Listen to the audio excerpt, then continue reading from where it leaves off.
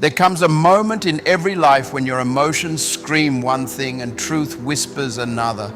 And in that moment, the battle is not around you, it's within you. Your tears may say, give up. Your fear may shout, run. But deep down, there's a still voice from God saying, stand, think, trust me. Because whether we realize it or not, the greatest battles are not the ones we fight on the outside, but the ones we face inside, where faith wrestles fear, truth confronts emotion, and purpose demands perseverance. Right now, we're living in a time when people are more reactive than reflective. We scroll, compare, and respond, often without pausing to think. We call our impulses authenticity and our reactions truth. But what if your emotions are lying to you? What if the storm you're trying to calm outside is only a reflection of the one raging within? The Bible doesn't say follow your feelings. It says guard your heart with all diligence, for out of it are the issues of life. Proverbs 4:23. That means your life is flowing in the direction of your thoughts, not your emotions. What you allow to occupy your mind will determine the peace you experience, the faith you walk in, and the destiny you fulfill. Some people spend more time managing their social media than their soul. We clean our faces, fix our homes, polish our image, yet leave our minds cluttered, unguarded, and exposed. And then we wonder why peace escapes us, why we break so easily, why our joy feels temporary. Could it be that we've allowed our emotions to become louder than our wisdom? God gave you feelings, but He never meant for them to lead you. Emotions are indicators, not dictators. They tell you something's wrong, but they don't tell you what to do. Only truth can do that. When you learn to master your emotions, you don't become numb, you become focused. You begin to respond rather than react, to think instead of panic, to lead your heart instead of being led by it. Because real power is not found in what moves you, but in what doesn't. When Joseph was betrayed, when Jesus was mocked, when Paul was imprisoned, they all had one thing in common: emotional mastery. They refused to let pain rewrite their purpose. And that's what God is calling you to do right now. That maybe today your emotions are pulling you in every direction. Maybe anger is whispering, get even. Maybe fear says, you'll never make it. Maybe exhaustion tells you, just quit. But listen carefully. Your feelings don't get the final word. Faith does, and faith isn't loud. Faith is steady. Faith doesn't deny the storm. It just refuses to drown in it. The word says in Isaiah 26:3, you will keep him in perfect peace whose mind is stayed on you because he trusts in you. Notice that peace isn't a gift that floats down randomly from heaven. It's a result of focus, a mind stayed on God, a heart anchored in trust. The battle for your peace begins with your perspective. When you change how you think, you change how you live. When your mind is renewed, your emotions realign. That's why Romans 12:2 says, do not be conformed to this world, but be transformed by the renewing of your mind. Transformation doesn't start with your situation, it starts with your mindset. Because no matter how spiritual you appear, you cannot live a victorious life with a defeated mind. So today, this is where our journey begins. Not with what you feel, but with what you know. Not with reacting to life, but responding to truth. The untrained mind will always bow to emotion, but the renewed mind learns to lead it. God will not override your thought life. He'll guide it, but you must guard it. He'll equip you, but you must discipline yourself to think differently. Because how you think shapes how you believe, and how you believe shapes how you live. You can't fight spiritual battles with emotional weapons. You can't live a life of peace when your thoughts are filled with panic. The mind of faith is not fragile, it's fortified, it doesn't chase calm, it creates it. And that's what we'll learn together, how to develop the kind of peace that stands in storms, how to silence emotions that lie, and how to renew your mind until it reflects the heart of God. So before you move to the next moment, pause and breathe. Ask yourself, what's been leading me lately, truth or feeling? Have I been living by what I know or by what I feel? Because everything begins here in your mind. The storm doesn't stop when the waves calm, it stops when your heart does. And that's the invitation today. Stop babysitting your emotions. Start building your mindset. Guard your inner world as fiercely as a soldier guards a city gate, daily, diligently, decisively. Because peace isn't something you find, it's something you choose. It's not an emotion, it's a decision. It's the fruit of a mind anchored in God, a heart guarded by truth, and a spirit that refuses to be moved by what it sees. And as you walk this journey, you'll realize your feelings are temporary, but your faith is eternal. Your emotions may shout, but truth will always whisper louder if you choose to listen. Imagine being betrayed by those closest to you, stripped of your dignity, and thrown into a pit of despair, yet somehow you refuse to break. That was Joseph's reality. A man who did everything right and still faced everything wrong. Falsely accused, unjustly imprisoned, forgotten by the very people he helped. And yet, the Bible says in Genesis 39:21, but the Lord was with Joseph and showed him mercy and gave him favor. That single verse carries a truth most people overlook. Favor isn't proven in comfort, it's revealed in chaos. Joseph mastered something most of us still wrestle with. The art of acting unbothered. Not because nothing hurt him, but because he refused to let pain rewrite his peace. He didn't allow the betrayal of others to betray his own spirit. He didn't waste energy trying to convince people of his innocence. He let God do the explaining, and that's why he rose. Not because his path was fair, but because his posture was faithful. When you learn to act unbothered, it doesn't mean you're pretending nothing affects you. It means you've decided not to let it control you. It's not denial. It's dominion. You're declaring, this thing might shake me, but it won't define me. This season might test me, but it won't break me. You're choosing peace over panic, composure over chaos, and purpose over pain. That's the quiet strength of a person who's mastered their emotions. We live in a world that rewards reaction. We think silence is weakness, that composure means you don't care, that if you're not shouting back, you're losing. But emotional control is not cowardice, it's warfare. Proverbs 16:32 says, he who is slow to anger is better than the mighty, and he who rules his spirit than he who takes a city. That means mastering your emotions is a greater victory than conquering nations. Because if you can't rule yourself, you'll be ruled by everything else. Fear, anger, pride, insecurity. Right now, someone's peace is being held hostage by an emotion. Anxiety is making them rush decisions. Anger is making them say words they can't take back. Fear is making them run from opportunities they're meant to embrace. And it's not that emotions are evil. They're just meant to inform you, not instruct you. They tell you something's wrong, but they don't tell you what's true. When you react emotionally, you surrender your authority. But when you respond spiritually, you take it back. Acting unbothered isn't about being detached. It's about being deeply rooted.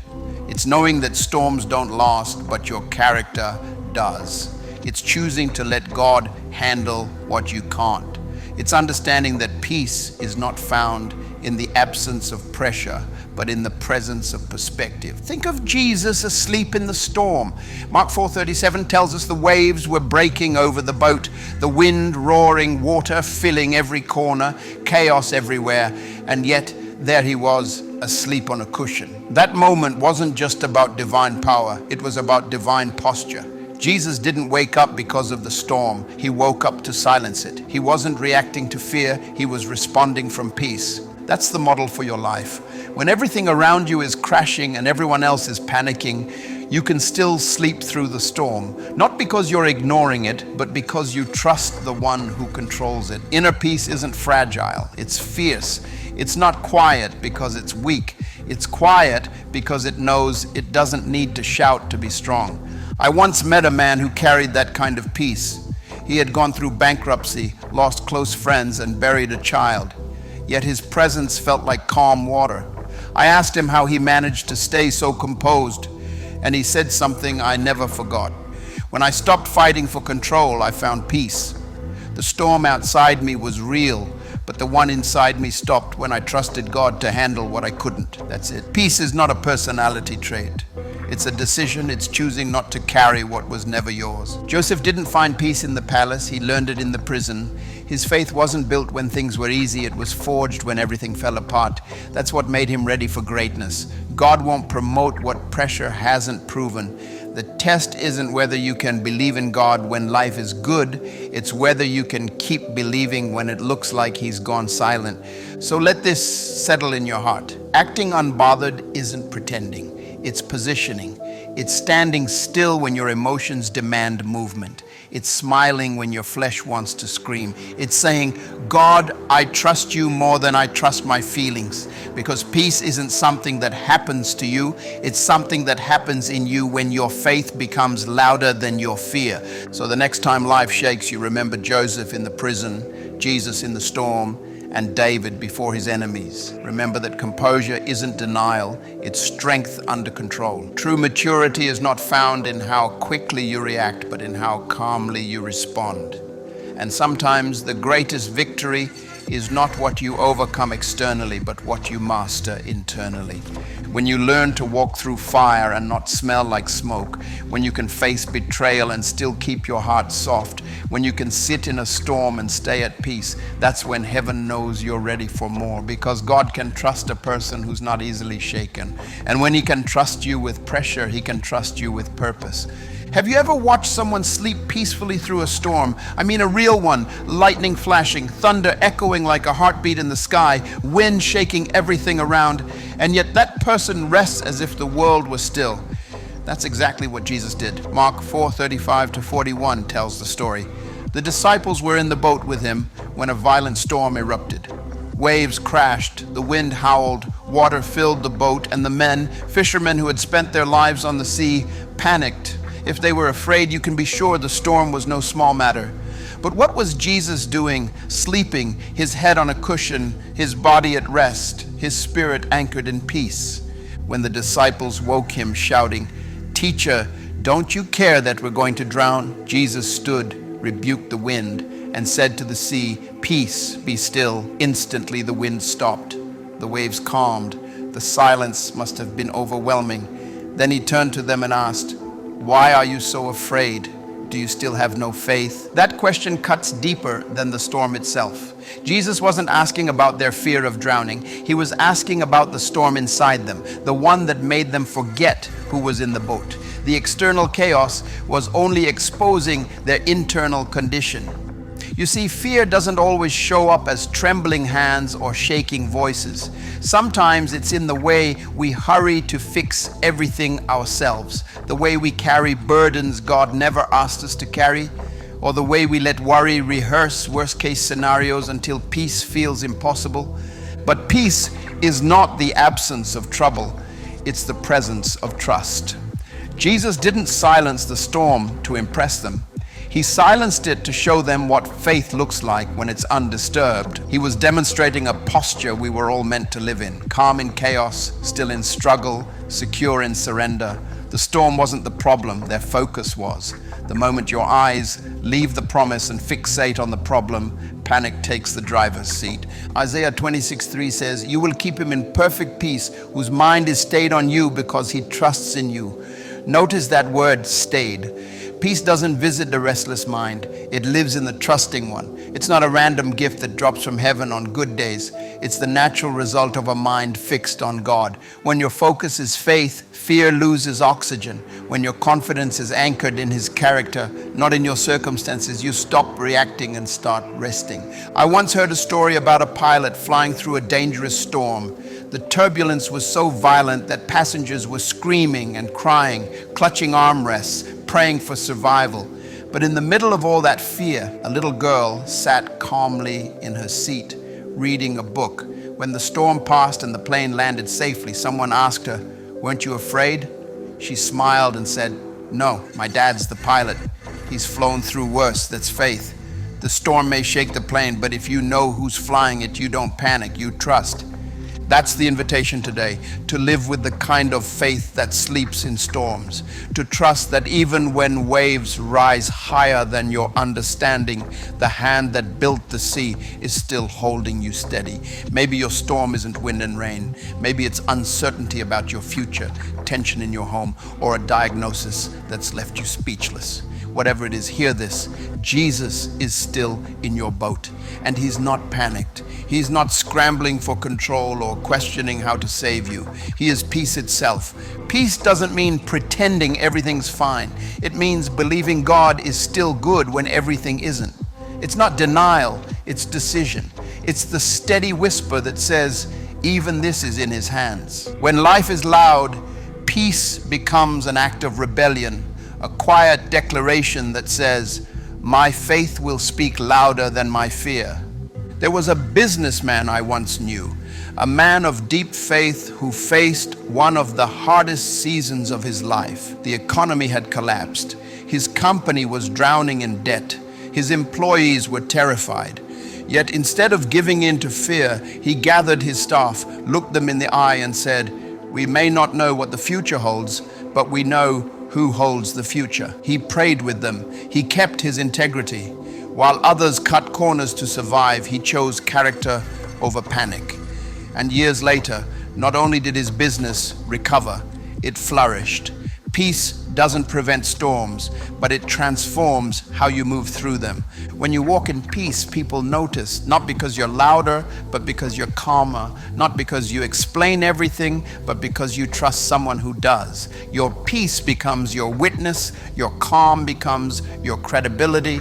The world doesn't need more noise, it needs more stillness, people who can stand in the middle of chaos and say, it is well with my soul. So let me ask you, what's threatening your peace right now? What storm has made you forget who's in your boat? Maybe it's time to stop fighting waves and start focusing on the word.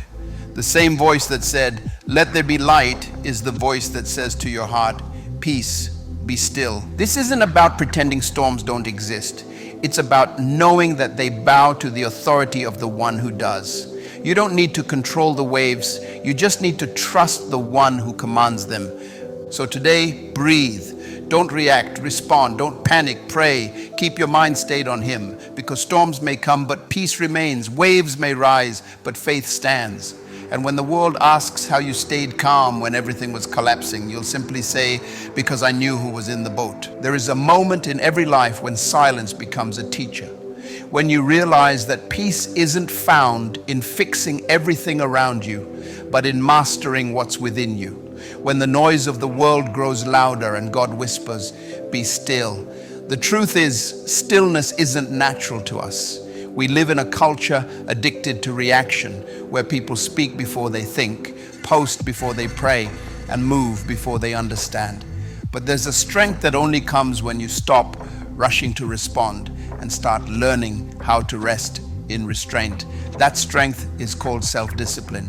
Have you ever said something in the heat of the moment that you instantly regretted? A word that burned a bridge, a reaction that created distance, a decision made under pressure that later brought pain? Every one of us has. That flash of emotion, that rush of pride or anger, it feels powerful, but it's a power that always takes more than it gives. And yet, the Bible reminds us in Proverbs 29:11, a fool gives full vent to his spirit, but a wise man quietly holds it back. Wisdom doesn't suppress emotion, it channels it. It doesn't silence the heart, it teaches it when to speak. True self-discipline isn't about pretending you don't feel, it's about deciding who's in control when you do. The Apostle Paul said something that captures this perfectly. I die daily, 1 Corinthians 15:31. At first glance, those words sound heavy, even harsh. But Paul wasn't talking about physical death. He was describing the daily decision to crucify ego, to surrender emotion, to yield impulse to purpose. Think about that. I die daily. Every morning, Paul chose submission over self-indulgence. He chose purpose over pride. And that's the essence of emotional maturity.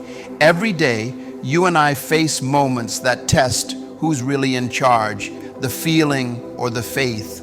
When someone insults you, when fear whispers that you're not enough, when frustration pushes you to lash out, that's where the discipline of the Spirit steps in. Self-discipline is not about control for the sake of pride.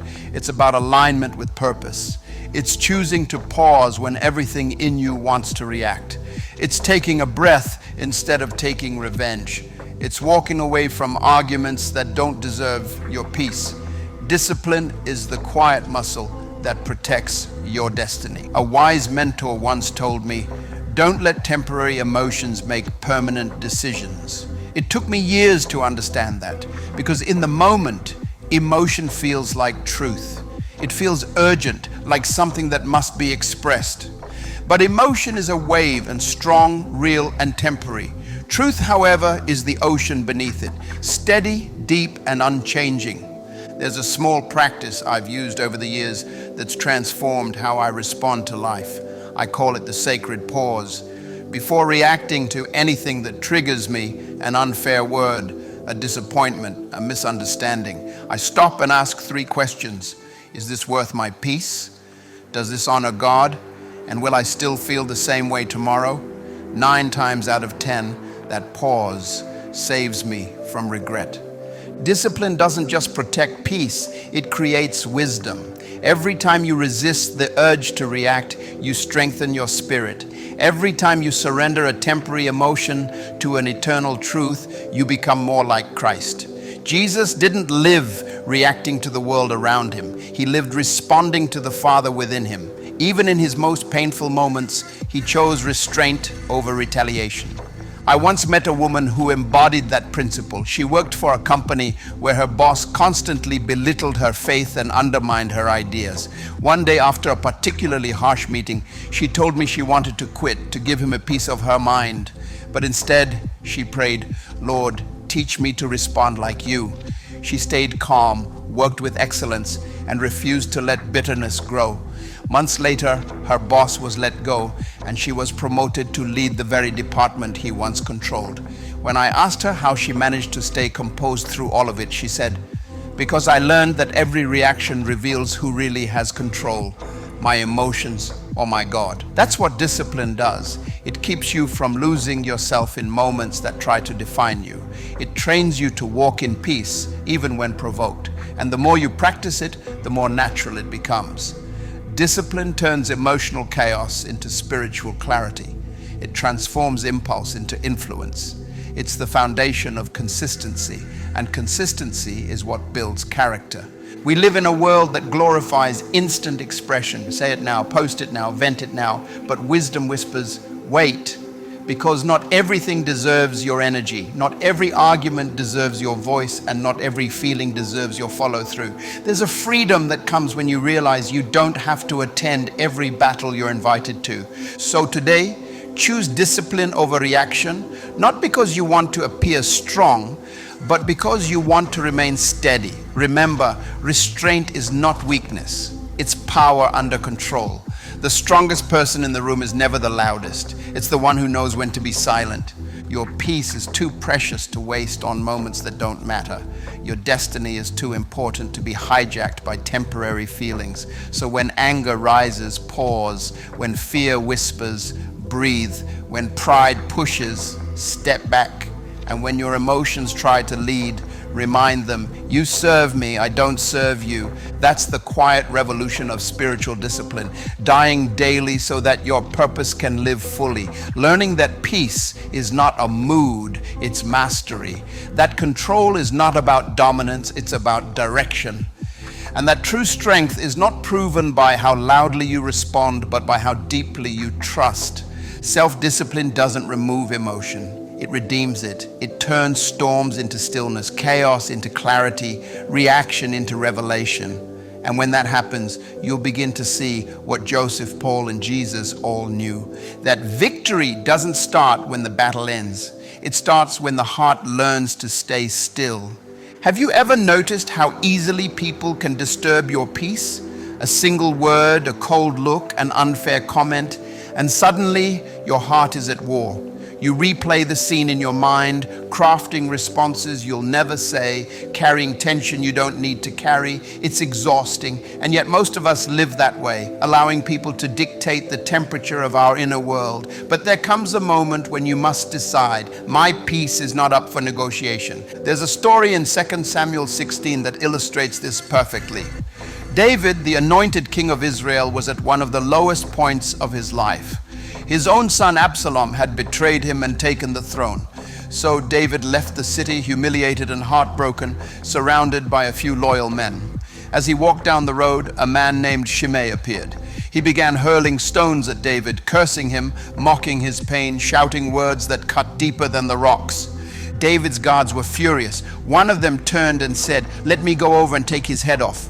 But David said no. He stopped them and said, "Let him curse. Maybe the Lord will see my distress and repay me with good for the cursing I'm receiving today." That moment reveals something extraordinary. David had the power to silence his critic instantly, yet he chose peace over pride. He refused to react, even when he had every right to. Why? Because David understood that not every attack deserves a reaction. Some things are better surrendered to God than handled in anger. That is the mark of maturity, not how loudly you can fight, but how calmly you can stand. There's a kind of strength that doesn't show up in shouting matches or quick comebacks. It's the quiet, steady strength that says, "I don't need to prove anything. God sees, God knows, and God will defend me." When you reach that place, you stop being controlled by people's behavior. You stop handing over your peace to other people's dysfunction. You realize that some battles aren't meant to be fought, they're meant to be released. Romans 12:17-21 gives us a radical command. Do not repay anyone evil for evil. Do not be overcome by evil, but overcome evil with good. That's not weakness, that's wisdom. Because every time you react to someone's chaos, you're allowing their storm to enter your calm. You're giving them access to something sacred. And the truth is, your peace is too expensive to rent out to people who didn't pay for it. I remember a time when I faced a deep misunderstanding. Someone close to me twisted my words, spread a false story, and watched quietly as it spread. Everything in me wanted to correct it, defend myself, clear my name. But the more I prayed, the more I felt God saying, "Respond to me, not to them." So I stayed quiet. It wasn't easy, but in time, truth spoke for itself. That's when I realized silence is not surrender, it's strategy. Peace that depends on people is fragile. It breaks easily because people are inconsistent. But peace that comes from God is unshakable because He never changes. The goal is not to avoid conflict, it's to remain unmoved by it. When someone offends you, you have two choices. You can mirror their chaos or you can model your calm. Think of Jesus before his accusers. False witnesses twisted his words, soldiers mocked him, leaders questioned his authority, and yet Matthew 27:12 says, when he was accused by the chief priests and elders, he gave no answer. Imagine that. The Son of God, innocent and blameless, could have silenced them all with a single word, but he didn't, because his peace didn't depend on their understanding. He was secure in the will of the Father. That's what true peace looks like, knowing who you are so deeply that you don't need to defend it.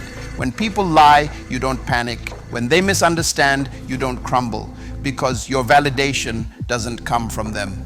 You answer to a higher authority. If you live for people's approval, you'll die by their rejection. The same crowd that shouts, "Hosanna," one week can shout, "Crucify him," the next. You can't let inconsistent voices control your consistent calling. Protect your peace the way you'd protect your most valuable treasure, because that's what it is. When someone offends you, pause and ask, is this worth my peace? Will this still matter tomorrow? Does this glorify God if I react? Most of the time the answer is no. Let it go. Let them talk. Let God defend you. Your silence will say more than your words ever could. David didn't stay silent because he was weak. He stayed silent because he trusted. He believed that if God allowed the insult, He could also redeem it. And that's a truth you can hold on to. Nothing said about you can stop what God has planned for you. There's a phrase I often remind myself of. You are a thermostat, not a thermometer. A thermometer reflects the environment. It rises and falls with the temperature around it. But a thermostat sets the temperature. It doesn't react. It regulates. That's how you're called to live. Set the tone. Create peace. Refuse to match the chaos around you. So the next time someone pushes your buttons, remember this: your reaction is your responsibility. You can't control what people do, but you can control how you respond. And sometimes the most powerful thing you can do is nothing, because peace speaks louder than pride. Walk like David, calm in the face of stones. Stand like Jesus, silent before false accusers. Live like someone who knows that no word, no rumor, no insult can touch the security of a heart anchored in God. Your peace is not fragile, it's divine. It's your inheritance, your protection, your weapon. And once you learn to guard it, nothing and no one can take it from you. There are seasons when life feels like it's falling apart, when everything you've built begins to crumble right in front of you. You pray, you try, you wait, but nothing seems to move. Doors close, people disappear, dreams stall, and you start to wonder, God, where are you in all this? But what if what you're calling a setback is actually a setup? What if the very place you're trying to escape from is the ground where your future is being planted? Joseph's story is the perfect reminder of this truth. He had a dream from God, a vision of greatness, of influence, of purpose. But before the dream came to life, everything went wrong. He was betrayed by his brothers, stripped of his coat of favor and thrown into a pit, then sold as a slave, then falsely accused, then imprisoned. It seemed as though every chapter of his life moved further away from the promise. And yet the Bible repeats one simple phrase through it all: but the Lord was with Joseph. That's the hidden strength of the faithful, the ability to believe that even in the dark, God is still at work. You see, Joseph didn't wait to reach the palace to act like God was with him. He lived that way in the prison. He served faithfully. He kept his integrity. He refused bitterness. And that posture is what prepared him for elevation. Because God doesn't promote talent, He promotes character. He won't take you higher until what's inside you can survive it. Every delay in Joseph's life was development. Every disappointment was direction. Every injustice was an invitation to trust. That's how God works. He uses what hurts you to shape you. And though the world calls it loss, heaven calls it training. James 1:3 says, the testing of your faith produces perseverance. That means faith isn't proven in comfort. It's forged in challenge. God wasn't punishing Joseph, He was preparing him. The prison wasn't the end of the story. It was the classroom where he learned humility, patience, and dependence on God. And when the time came, Joseph didn't fight for position. The palace came looking for him. There's a lesson here we all need.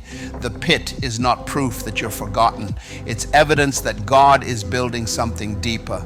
Some blessings are too heavy to rest on an immature foundation. Sometimes before God brings you out, He builds you up. I once knew a woman named Grace who learned this firsthand. She had built a thriving business, successful, admired, stable. But in a single year, everything collapsed. A trusted partner betrayed her, finances crumbled, and she was left with nothing. At first, she was broken, angry, and confused. But as months passed, she began to see what God was doing. Stripped of success, she rediscovered purpose. Humbled by loss, she learned compassion. Years later, she started again, but this time with a heart refined by experience. And her new business wasn't just profitable, it was purposeful. It became a place of restoration for women who had lost everything. Her greatest pain became her greatest platform. That's the pattern of divine transformation. God takes what the enemy meant for evil and turns it for good, but the turning takes time. And in that time, your response matters more than your result. You can't control betrayal, loss, or delay, but you can control how you carry them. You can choose bitterness or betterment, resentment or refinement. When Joseph finally stood before his brothers, the same men who sold him into slavery, he could have taken revenge. He could have exposed them, humiliated them, made them pay. But instead he said, what you meant for evil, God meant for good. That's not just forgiveness, that's revelation. Joseph had learned to see through pain with the eyes of purpose. Maybe that's what God is teaching you right now, to see through, not just around. To understand that sometimes the thing you're asking Him to remove is the very thing He's using to remake you. Growth rarely feels good, but it always bears fruit. If you're in a season where nothing makes sense, remember this: you are not buried, you are planted. A seed looks dead when it's under the soil, but that's only the beginning. It's in the dark that roots grow deep. It's in the quiet that strength forms. And when the time is right, what was hidden breaks through and bears fruit. Galatians 6:9 says, "Do not grow weary in doing good, for in due season you will reap if you do not give up." Don't mistake silence for absence. Don't mistake waiting for wasting. Every chapter of Joseph's story, every betrayal, every disappointment, every lonely night was connected to the purpose God had planned all along. If he had given up in the pit, he never would have reached the palace. The same is true for you. What feels like a delay is often divine direction. What feels like rejection might be protection. God will not allow what he cannot redeem, so hold your ground. Keep your integrity, keep serving, keep believing, because even when you can't trace his hand, you can trust his heart. And one day when the dust settles and the story unfolds, you'll look back and realize the pain wasn't wasted. The waiting wasn't meaningless. The pit wasn't punishment. It was preparation. The setup was happening all along. So don't curse the process that's growing you. Don't rush what God is refining. If you stay faithful in the hidden places, he'll reveal you in the right time. Just like Joseph, you'll find that the very thing meant to bury you became the soil that raised you. And when that moment comes, when purpose finally meets promise, you'll understand that God was never far. He was with you all along, writing redemption in the very places you thought were ruined. There comes a point when you finally realize that no matter how much you plan, worry, or analyze, some things will always be out of your hands. That realization can either break you or free you. For many, it feels like losing control, but in reality, it's the first taste of peace. Because the truth is, the moment you stop trying to control everything is the moment God can finally move. We spend so much of our lives carrying weights that were never ours to hold. We try to manage outcomes, fix people, and predict every turn of the road. But no matter how much we think, talk, or stress about it, there will always be variables we can't control. What others think, what they do, how situations unfold. And that's where emotional exhaustion begins. It's not just the workload that drains us, it's the mental strain of constantly trying to play God in our own story. Jesus modeled something radically different. In Matthew 27:12-14, when he was standing before his accusers, men who twisted his words, mocked his truth, and planned his death, the Bible says, "But when he was accused by the chief priests and elders, he gave no answer, not even one." The governor Pilate was astonished by his silence, because silence in the face of accusation is not natural, it's supernatural. It's what happens when your trust in God outweighs your need to defend yourself. Jesus didn't need to prove his innocence, he embodied truth. He didn't need to correct their lies, he trusted the Father's timing. That's not indifference, that's divine confidence. Because when you know who holds your life, you no longer have to hold it so tightly. There's a kind of freedom that comes when you stop reacting to everything that doesn't go your way, when you stop chasing explanations, when you stop needing to be understood by everyone. Not everything deserves your reaction. Not every battle requires your sword. Some things are won by letting go. Psalm 55:22 says, "Cast your burden on the Lord and he will sustain you." That word cast is powerful. It's not gentle, it's forceful. It means to throw it off, to release it completely. God never asked you to carry what he's already carrying. And the moment you put it back in his hands, the weight begins to lift. There's a simple practice that can help you live this truth out, a mental filter I call the circle of control. Imagine a circle divided in two halves. Inside are the things you can control: your attitude, your reactions, your integrity, your choices. Outside are the things you can't: people's opinions, their decisions, the timing of your breakthrough, the outcome of situations. When you find yourself anxious, pause and ask, is this inside my circle or outside it? If it's outside, let it go. It's not yours to fix, it's God's to handle. The more you practice this, the more peace you'll feel, because anxiety grows in the soil of control, but peace blooms in the ground of surrender. Detachment doesn't mean you stop caring. It means you stop carrying what isn't yours. I remember meeting a young man who was constantly trying to please everyone around him, his parents, his boss, his friends. No matter what he did, someone was always disappointed. He'd lose sleep over every conversation, replay every word in his head, trying to control how people saw him. But no matter how hard he tried, peace was always out of reach. One day, after years of frustration, he said something simple that changed his life. I realized I can't make everyone happy, so I decided to live in a way that makes God proud instead. From that moment, everything shifted. His peace returned, his confidence grew. Because when you stop seeking control, you find clarity. Detaching from what you can't control doesn't mean you become passive. It means you become purposeful. It's the difference between reacting and responding, between striving and trusting. Control is fear pretending to be wisdom. Trust is faith choosing to rest. And God can do more with your surrender than you can do with your stress. We often say, I've given this to God, but then we pick it up again 5 minutes later through worry. Real surrender means release without rehearsal. It means refusing to replay what you've already prayed about. It's saying, God, I don't need to understand it. I just need to trust you in it. When you begin to live this way, people will notice. They'll see you calm when others panic, focused when others fold. They'll ask, how are you not falling apart? And you'll simply say, because I finally stopped trying to hold what was never mine. That's the peace that surpasses understanding, the one Philippians 4:7 talks about. It doesn't come from having control, it comes from giving it up. Sometimes God allows circumstances that you can't fix just to teach you that your peace doesn't depend on resolution. It depends on relationship. He's not asking you to figure it out. He's asking you to trust him through it. So take a deep breath right now. Whatever situation has been stealing your sleep, whatever conversation you keep rehearsing in your mind, whatever fear keeps whispering, what if? Release it. You don't need to have the last word. You don't need to manage every outcome. You just need to rest in the truth that the same God who commands the seas also commands your steps. You are not responsible for everyone's reaction. You are not responsible for making everything make sense. Your only responsibility is to remain faithful and free. And when you finally let go, when you stop gripping life so tightly and open your hands in surrender, you'll find something unexpected.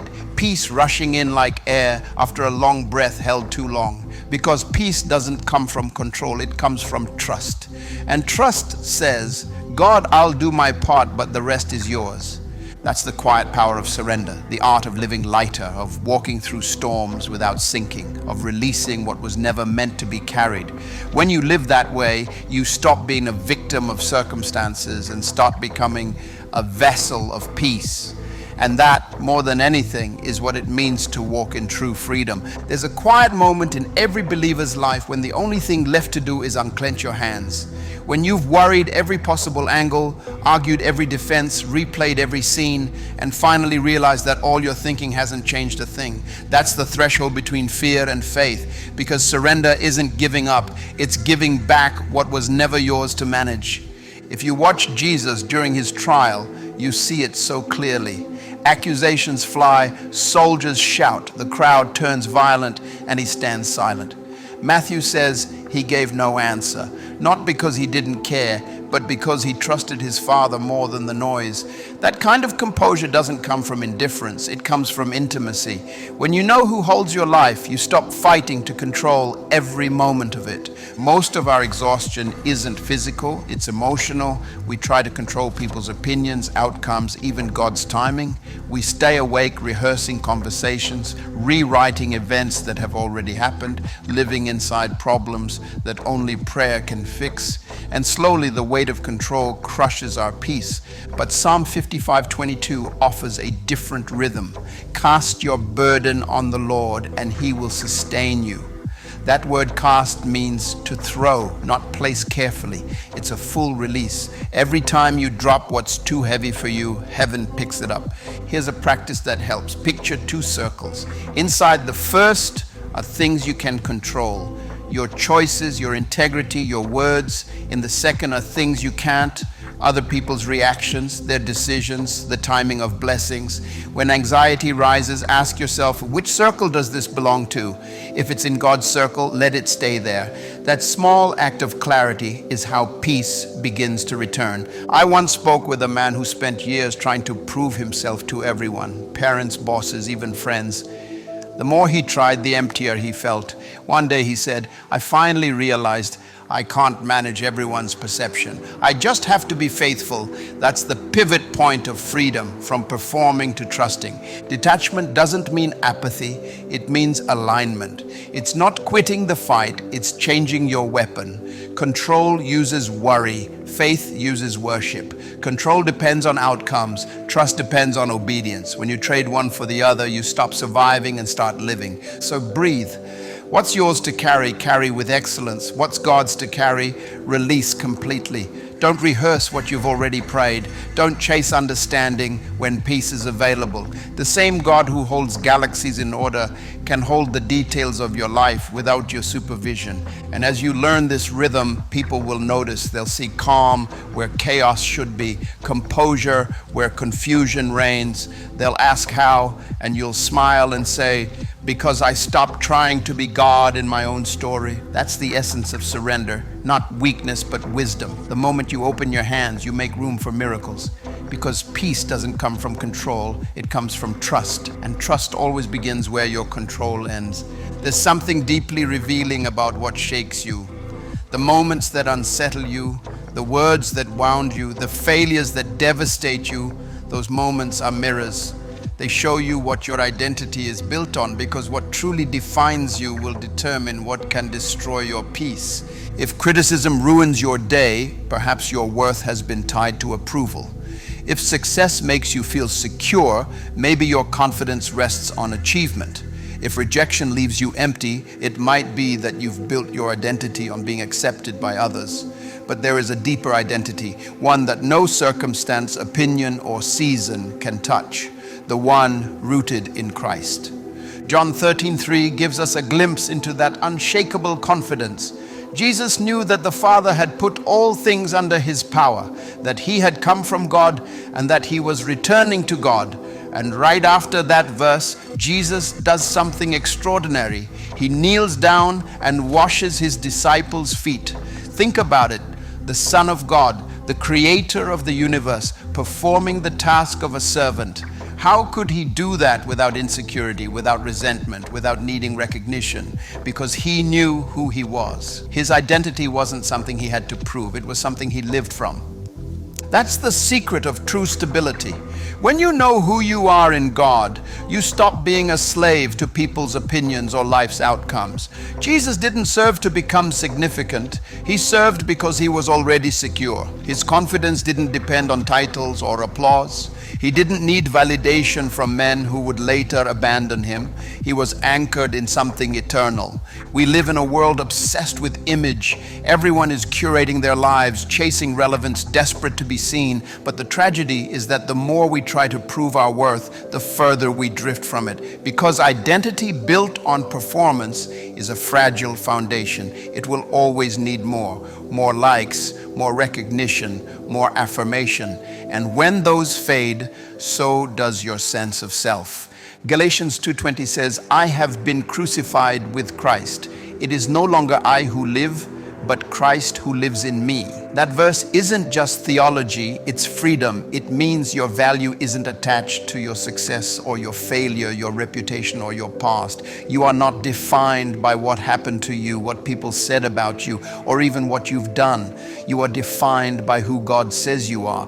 When your identity is rooted in Christ, rejection doesn't derail you, it refines you. Failure doesn't destroy you, it teaches you. Loss doesn't define you, it deepens you, because your foundation is not built on outcomes but on the unchanging nature of God. I once met a woman who embodied this truth. She had gone through a painful divorce after 20 years of marriage. She told me that for a long time she didn't know who she was without that relationship. Her identity had been so tied to being a wife that when that role disappeared, she felt invisible. But through prayer and community, she began to rediscover herself, not the version others had defined, but the one God had designed. She said something I'll never forget. For the first time, I'm not introducing myself by what I lost, but by who I belong to. That's what it means to live rooted in Christ. You stop defining yourself by your wounds and start defining yourself by your worth in Him. When you truly understand that, the opinions of others lose their grip. You stop chasing people who don't see your value. You stop performing for approval. You start living from acceptance, not for it. And that changes everything. It changes how you love, how you lead, how you live. You see, insecurity is often a form of misplaced identity. When you don't know who you are, you'll let others tell you. But when you do know, their words don't stick. They slide off because your soul recognizes a higher truth. Jesus was betrayed, mocked, and abandoned, yet He never questioned His identity. Even hanging on the cross, He didn't say, "Who am I?" He said, "Father, forgive them." Because He never forgot where He came from or where He was going. So what about you? What have you allowed to name you? Your job, your relationship status, your success, your past. None of those things are stable enough to hold the weight of who you are. Because the moment they change, your sense of self collapses. That's why God calls us to build on something unshakable, His truth. And here's the truth: you are chosen, you are redeemed, you are loved, you are enough, not because you earned it, but because Christ paid for it. That means you can stop striving and start standing. You can stop chasing identity and start living from it. When storms come, when criticism hits, when life shifts, you won't crumble, you'll remain. Because your roots are not in what's temporary, they're in the eternal. You'll serve like Jesus did, love like He did, forgive like He did, because you'll know who you are and whose you are. So today, let the masks fall. Stop proving, stop performing. You don't have to become someone, you already are someone. Let your peace come from knowing that the world can't take what it didn't give. Your identity is not fragile. It's fortified. It's not conditional. It's eternal. And when you finally grasp that truth, you'll walk through life with quiet confidence. Not because you have everything figured out, but because you're rooted in the one who never changes. That's what it means to live unshakable. To move through life not asking, "Who am I?" but declaring, "I am His." There is a kind of strength that doesn't roar. It doesn't argue, defend, or announce itself. It doesn't raise its voice to be heard. It simply stands, it listens, it breathes, it waits. It's called silent strength, the power of calm conviction in a noisy, reactive world. Most people confuse silence with weakness. They assume that if you're not responding, you're losing, that if you're not defending yourself, you've surrendered. But nothing could be further from the truth. Some of the strongest battles are won in silence. Some of the most powerful statements are made without words, because true strength doesn't need to prove itself, it just is. Isaiah 53:7 gives us a haunting image of this kind of power. He was oppressed and afflicted, yet He did not open His mouth. He was led like a lamb to the slaughter, and as a sheep before its shearers is silent, so He did not open His mouth. That's Jesus standing before those who mocked, accused, and condemned Him. He could have called down angels. He could have silenced every voice in the room with a single word, but He didn't. His silence was thunder. His restraint was strength. The world doesn't understand this kind of composure. We're trained to respond to everything, to fight back, explain ourselves, justify every move. We live in a time where everyone wants the last word, where social media rewards outrage, and silence is seen as surrender. But silence in the hands of the wise is strategy. It's not the absence of thought, it's the presence of wisdom. Silent strength is not passive, it's deeply intentional. It's knowing that you don't have to attend every argument you're invited to. It's understanding that some things aren't worth your words. It's realizing that peace is often louder than proof. When your spirit is anchored, you don't need to echo chaos. You can choose calm. Psalm 46:10 says, "Be still and know that I am God."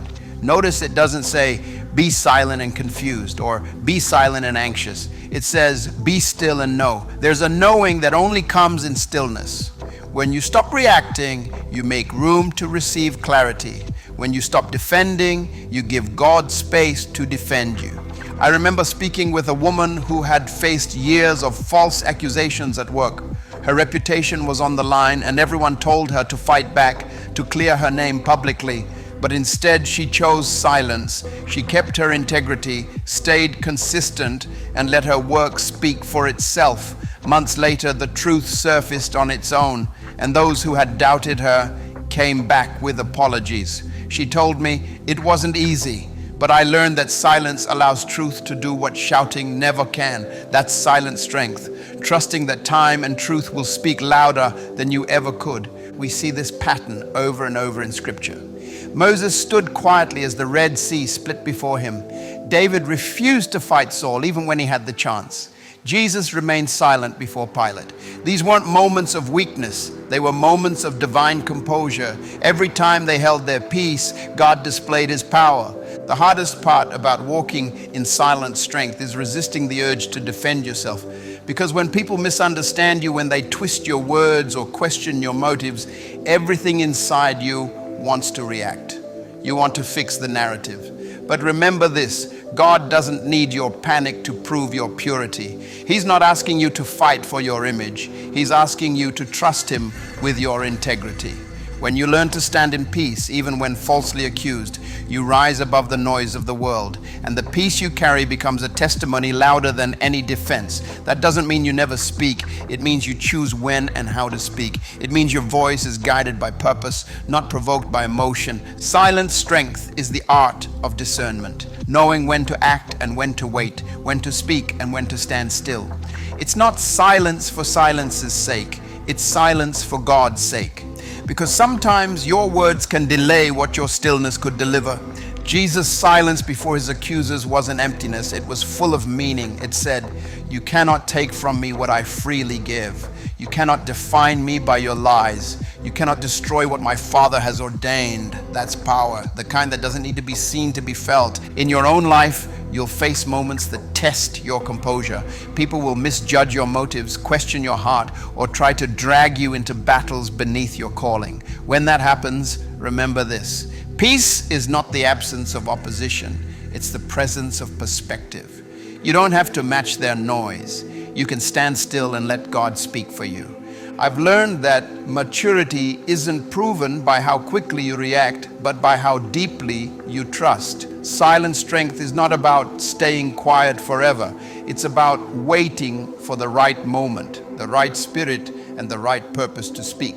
It's knowing that sometimes your calm will convict louder than your argument ever could. So the next time life demands a reaction, choose response. The next time someone attacks your name, choose peace.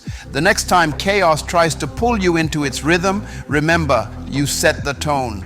Your silence can be your statement. Your composure can be your weapon. Your restraint can be your victory.